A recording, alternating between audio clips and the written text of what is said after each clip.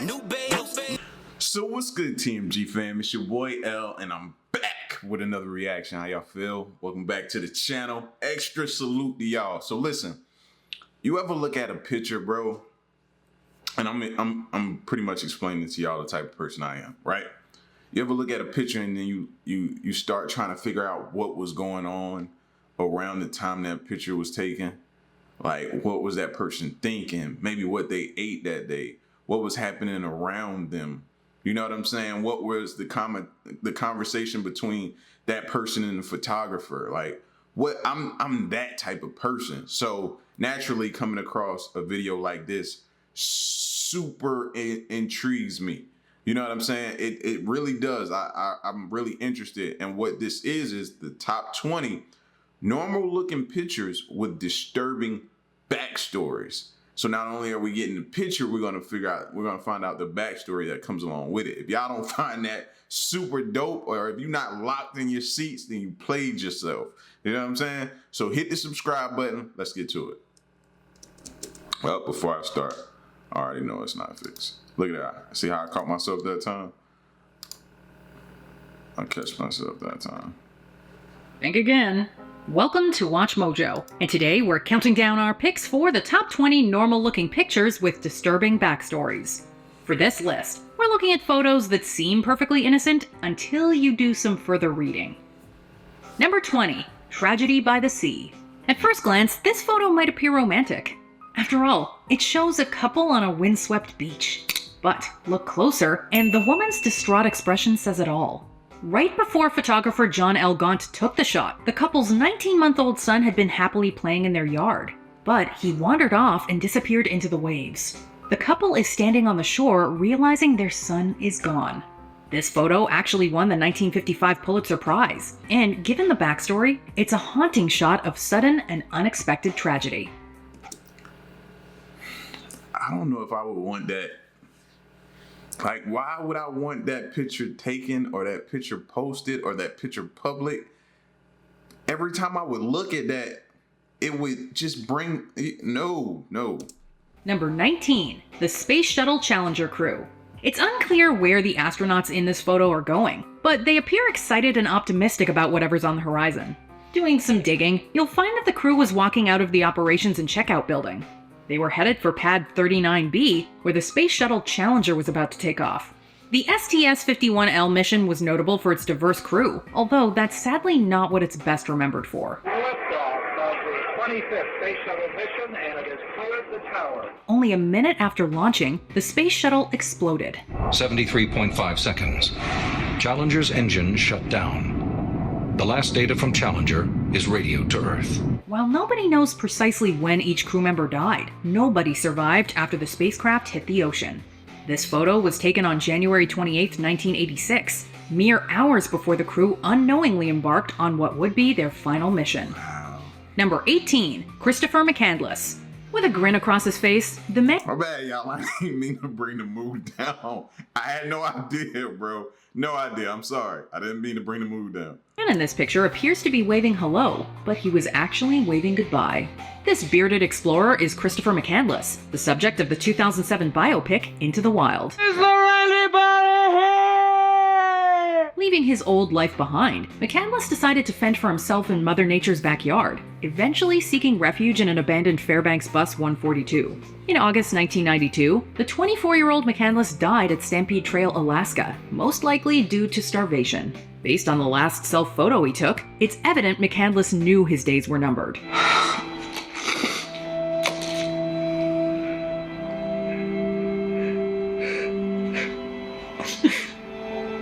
While it's hard to make out, the paper McCandless is holding is his farewell message, reading, quote, "I have had a happy life and thank the Lord. Goodbye, and may God bless all." Number 17. Lightning strike. While the numbers vary, the odds of getting struck by lightning are relatively slim. That doesn't mean you shouldn't take lightning safety seriously, though. This photo of 18-year-old Michael McQuilkin and his 12-year-old brother Sean has served as a cautionary tale ever since it was taken in 1975. Posing together at Morro Rock, the brothers were goofing around with their hair standing on end. Their static hair and those storm clouds in the background were more foreboding than either realized, as lightning struck them shortly after their sister took the picture. Another hiker died, and while the brother survived, Sean was left with third-degree burns and took his own life in 1989. Michael continues to spread awareness about the dangers and warning signs of lightning. Number 16. Yeah, I would have. My hair standing up would have been like a dead giveaway for me. Like, I don't think we should be out here right now. These are indicators, like certain indicators we got to pay attention to. Another day in Oma. Looking at this photo, the first thing you're inclined to notice is the man standing in the street and the child on his shoulders. Meanwhile, the red car parked on the side of the road appears inconsequential. What you might not realize is that the photo was taken in Oma, a Northern Ireland town, on August 15, 1998, not long before this car blew up. The Real Irish Republican Army, a splinter group, executed this car bombing 5 days after the Good Friday Agreement was signed. 500 pounds of explosives detonated inside a red Vauxhall Cavalier parked on the roadside, pulverizing surrounding buildings. Although the real IRA claimed that innocent civilians were not their target, 29 lives were lost in the bombing, and roughly 220 were injured. It was the biggest loss of life in a single attack in Northern Ireland. While the man and child thankfully survived. And look at that. That's just a regular day, bro. Like, you taking a picture with your kids, something you do all the time. And you don't even know what you're in close proximity to, bro. Like, to me, that again, I'm sitting here telling people, bro, live life to the fullest. You know what I'm saying? You never know what it could be. You walking around thinking you're invincible or you got so much time. You never know, bro. Who would have known that? The bombing. The person behind the camera did not. Number 15. David A. Johnston. While not a household name, David A. Johnston was a revered volcanologist who, along with the United States Geological Survey, helped save thousands of people through his on-site work.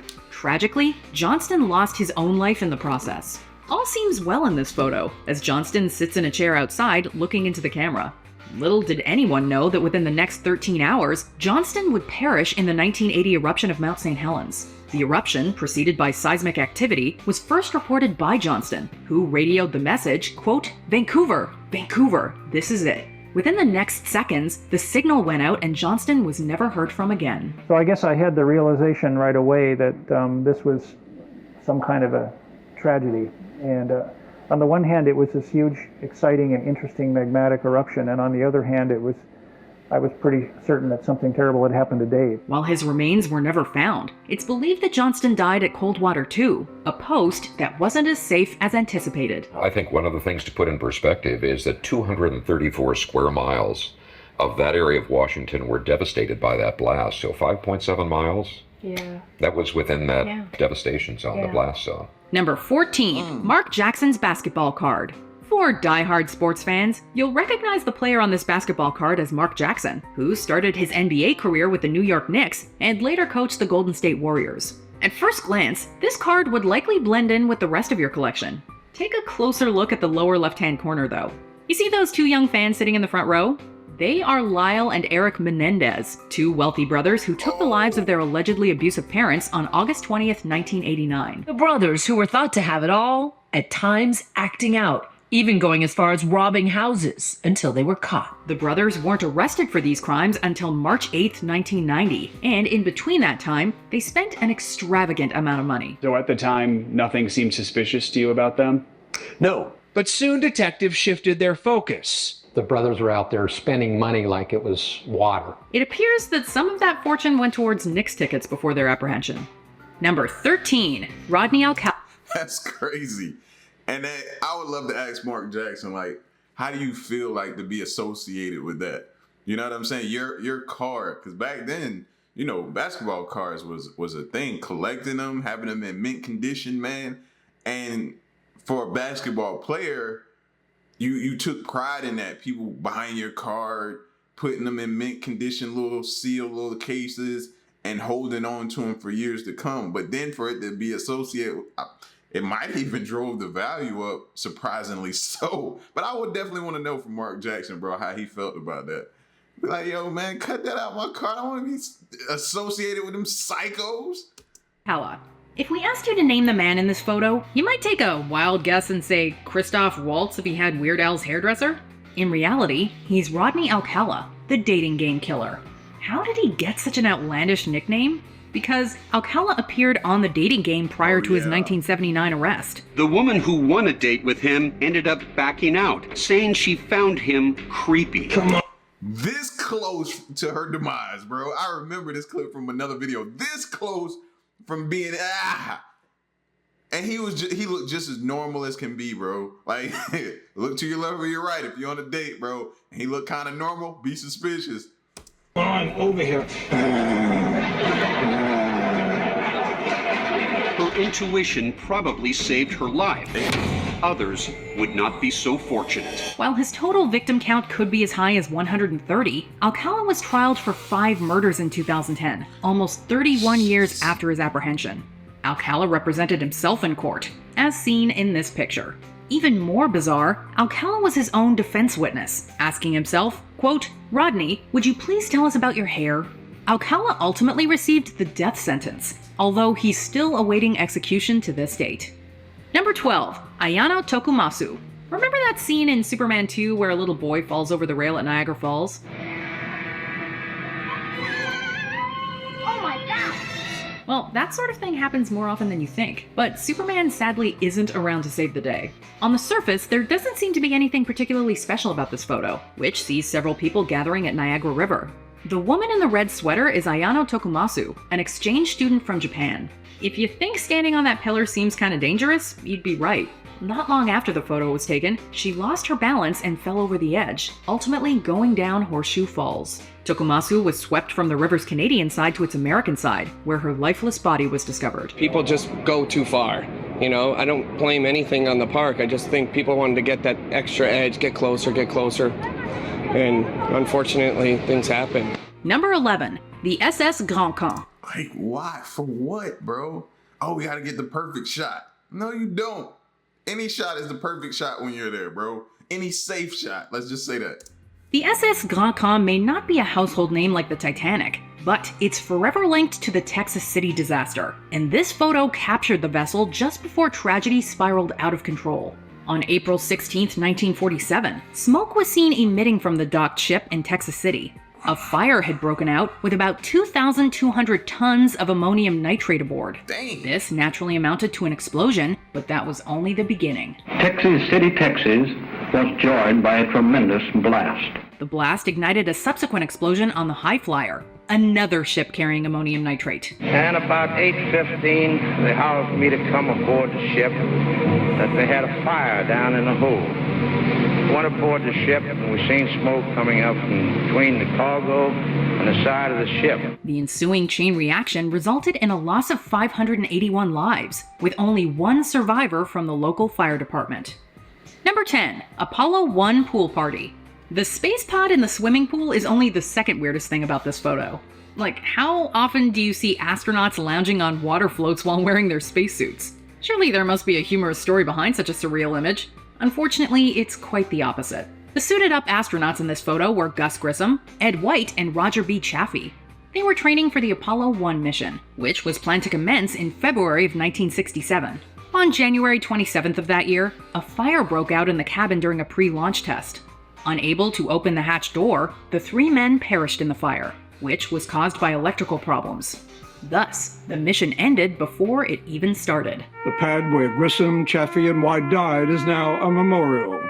Lieutenant Colonel Virgil Grissom, U.S. Air Force, and Lieutenant Commander Roger Chaffee are buried at the Arlington National Cemetery.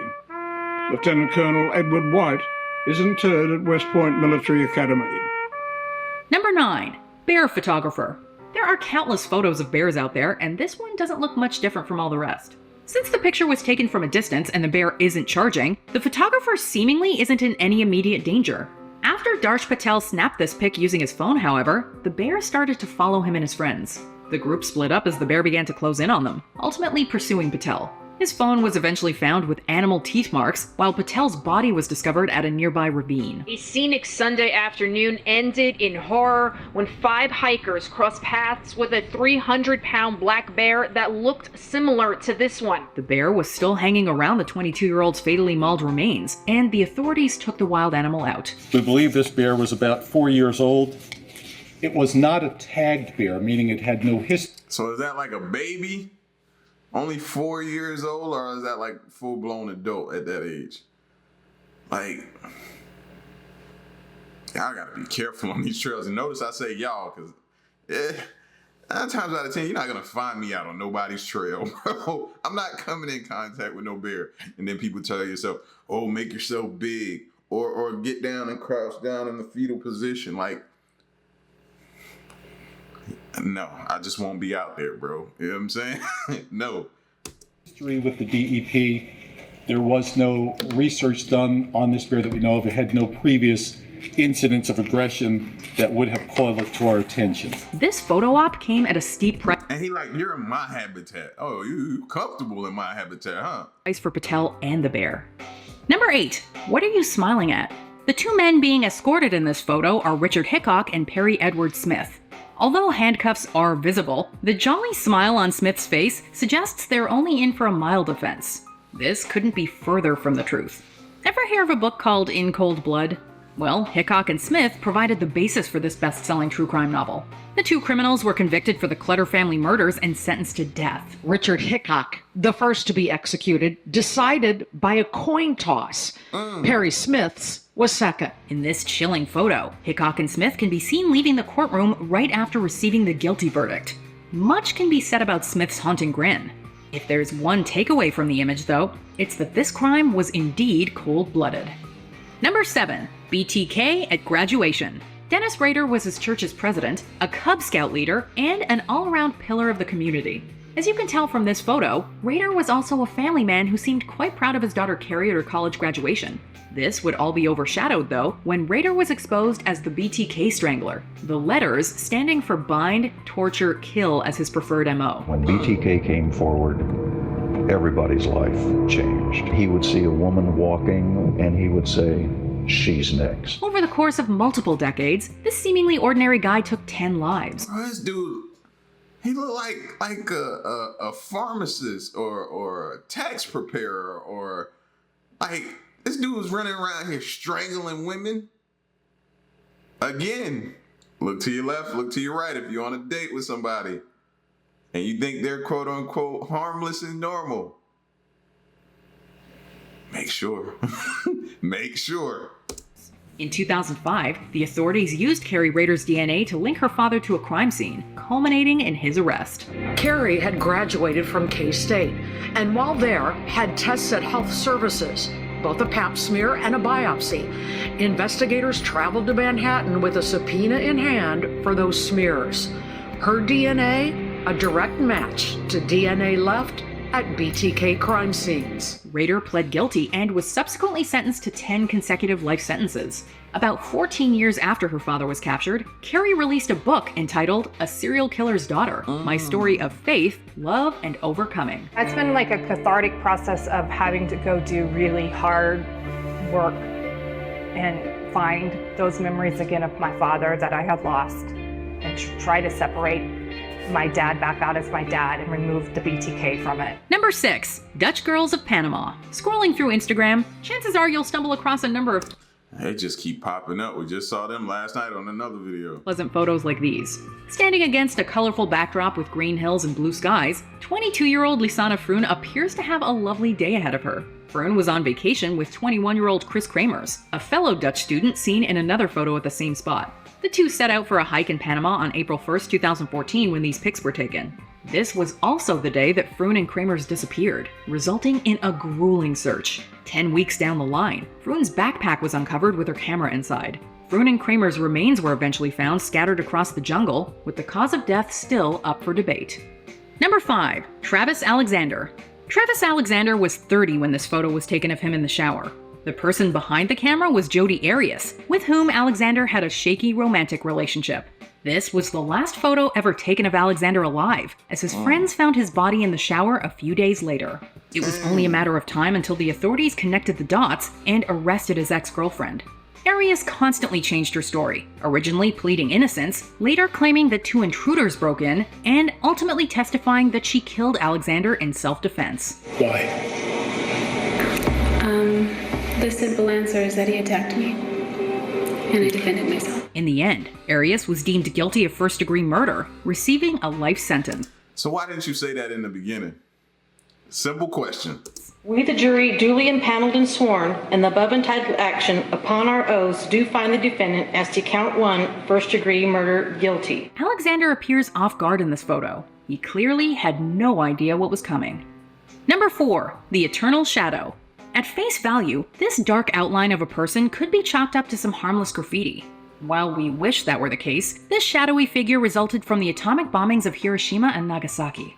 In August of 1945, the US dropped 2 nuclear weapons, Little Boy and Fat Man, that resulted in anywhere between 129 and 226,000 deaths. At 8:14, it was a sunny day.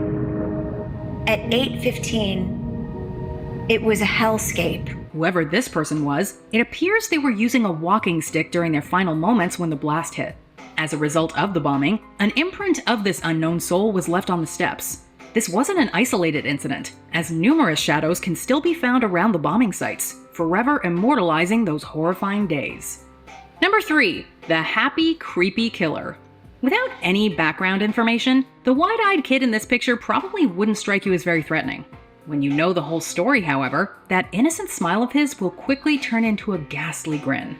This curly-haired 17-year-old is Jeffrey Franklin, who killed his parents and attacked his 3 siblings. Following a car chase, the authorities cornered Franklin at a dead end. The photo shows Franklin in the back of a police vehicle, not appearing especially distraught over the atrocities he's committed or his impending future behind bars. Claiming he felt like a, quote, evil being had taken over him, Franklin pled guilty and received 3 consecutive life sentences. I don't blame anybody for the reactions to me because I feel that I justified most of them. Number 2, Goodbye, John. And I don't... You know what? I believe him when he say that. He looks like that type. Something came over him. Now, you're still going to serve for the crime, but he looks like the type that you could kind of believe that from. I don't know if y'all can tell. John Lennon. We're all familiar with the music of John Lennon as well as his tragic fate. Photographer Paul Gorish couldn't have predicted it at the time, but this would reportedly be the last picture anyone took of Lennon. The image seems innocent enough as the former Beatle signs his autograph for an apparent admirer. Lennon's impending demise was creeping up in the photo's corner, however. The man standing next to him is none other than Mark David Chapman, the one responsible for Lennon's untimely demise. Hard to get to write at first. Then he wrote his name, John Lennon, and then underneath that, 1980. And he looked at me, as I mentioned earlier, he said, "Is that all? Do you want anything else?" 6 hours or so after this photo was taken, Lennon and Yoko Ono encountered Chapman again outside of their apartment building, the Dakota. With Lennon's back turned, Chapman drew his firearm, and the music world would never be the same again. So I called the Daily News. He said to me, you think you have what? And he said, "Paul, are you sure that this is the man that you believe killed him?" And I said, "Well, that's the man named Mark from Hawaii who was waiting out there all day with the album who got the autograph." Before we unveil our top pick, here are some honorable mentions. Haiku Stairs, Mystery Man in the background. Hiking Tragedy, the woman in the photograph survived, but her hiking friend didn't. His Master's Voice. Logo was inspired by a dog that heard its late owner's voice on a recording. Before we continue, be sure to subscribe to be notified for occasional notifications. Number 1, Tyler Hadley and the Red Solo Cup. Mere hours before raising his red Solo Cup in this pic, 17-year-old Tyler Hadley hid his parents' cell phone and took 3 ecstasy pills. Hadley proceeded to end his mother's life with a hammer and then did the same to his father. After cleaning up the mess, Hadley shared on Facebook he was throwing a party that very night. At said party, Hadley told his best friend Michael Mandel all about his heinous actions. After he told me, I didn't believe him because he's been my best friend forever. I would never suspect anything like this. And I was looking around. He told me if I look at enough, I can see signs. I looked on the floor, I could see signs of blood. And that's when I went around back and looked in his parents' bedroom. Using his phone, Mandel subsequently took this picture with Hadley, knowing it would be the last time they ever saw each other. Leaving the party, Mandel hid the pills Hadley planned to commit suicide with and called Crime Stoppers. This led to Hadley's arrest and life sentence without parole. Bro, you understand what type of a sick human being you gotta be to, number one, kill your parents. That's just the ultimate sicko move, right? Just Travis Scott sicko mode. Then to throw a party afterwards, right? Then to confess it to your best friend. Then to take a picture with him, bro. That is sickening sicko mode, like times infinity. Like, how do you even, bro, again, look to your left, look to your right. If you're on a date with somebody or you're dating somebody that you think is normal, please make sure, bro. 3 years of pain and worry now starting to slowly subside with the stroke of a gavel. Do you agree with our picks? Man, that's tough, bro. That is tough, man. Whoo. Yeah, man, be skeptical of people, man. Even your family. Dude just took out his own parents, bro. You couldn't tell me if his parents didn't feel safe around what they thought, they could feel safe around their own child. So I'm gonna go tell my kids I love them, man. So I'm gonna holler at y'all on the next video, all right? It's your boy L, man. Till the next reaction to my piece, y'all stay solid. Hey.